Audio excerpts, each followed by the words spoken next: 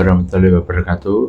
Saya Septian Alvin Pratama, kelas 11 TPM 3. Saya akan menceritakan kembali cerita yang berjudul Mengapa Mereka Berdoa Kepada Pohon. Di kampung kami tumbuh sebuah pohon asam yang besar. Hampir setiap orang mengucapkan rupa-rupa doa dan mengikat kain berupa-rupa warna dan berjanji melepas kain tersebut setelah doa terkabul. Pohon tersebut dikelilingi pagar beton berukuran sedada manusia dan berwarna hijau kuut. Alkisah, saat perang kembali pecah tahun 1947 kami bergerombol. Digiring seperti kerbau kaki, kami diikat tali dari pilinan daun pandan dengan tuntun bedil Belanda. Kami tahu beberapa saat lagi kami akan direnggut satu persatu. Desember 1946, saat Ustadz Syamsuri mengajar anak-anak mengaji, Rahing datang berbicara. Mereka tiba di Makassar. Suara Rahing tidak pernah secepat itu meminta pasukan tambahan yang banyak. Ustadz Syamsuri mencoba menenangkan Rahing. Ketibaan pasukan khusus yang mulai bergerak di kampung kami di Baju Kiki bersama Rahing bersama Laskar Andi Makassau dan lainnya. Ustadz Syamsuri pernah berjuang sebelum kemerdekaan dan semuanya berhasil.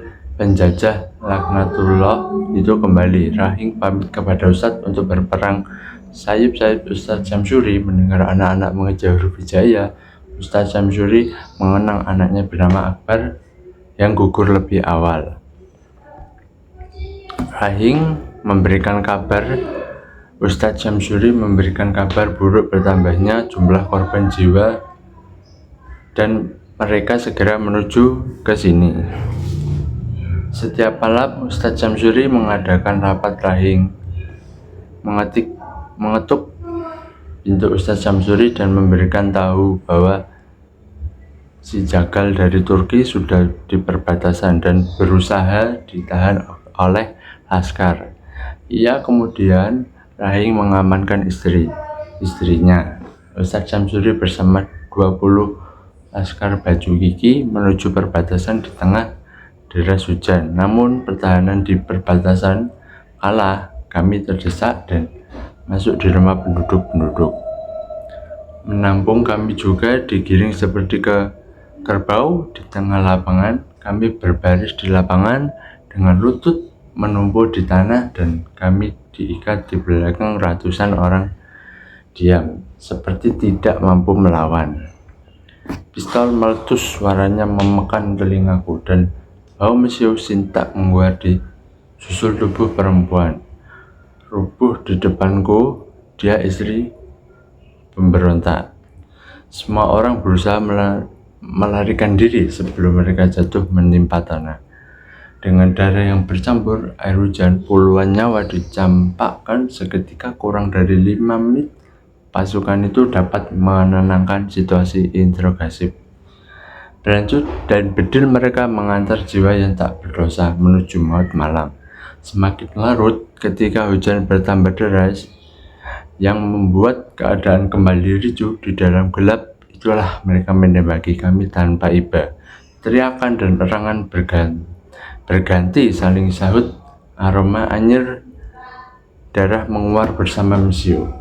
Besoknya hujan reda dan ratusan mayat bergelimpangan di tanah lapangan, kecuali tubuh Ustadz Syamsuri yang hilang karena dianggap suci bagi orang di Baju Kiki. Beginilah Ustadz Syamsuri semasa hidupnya, seperti pohon asam, buahnya jadi bumbu masak, daunnya jadi sayur lancing, jadi kayu bakar, dan batangnya bisa jadi papan atau tiang rumah. Itulah cerita dari Rahing sambil meneteskan air mata menyaksikan pohon asam yang tumbuh di sana. Setelah dan tersebut angkat tangan dari pare-pare. Arwah Ustadz Syamsuri tumbuh menjadi pohon asam yang penuh manfaat. tubuhnya naik ke langit. Menyesal aku tak syahid bersamanya. Mari berdoa untuk beliau. Al-Fatihah. Itulah ucap Rahing. Sejak hari itu orang-orang berdatangan semakin rajin hingga puluhan tahun kemudian. Rahing berhasil melarikan diri dari Onderef Deling maju karena tuberkulosis yang tidak mampu dilawannya. Rahing meninggal beberapa saat setelah Jenderal Simon Spoor sebagai pimpinan agresi militer Belanda menghentikan darurat perang di Sulawesi Selatan 2 bulan setelah 2 tahun 1947. Sekian cerita dari saya, mohon maaf jika ada salah kata. Sekian dari saya. Wassalamualaikum warahmatullahi wabarakatuh.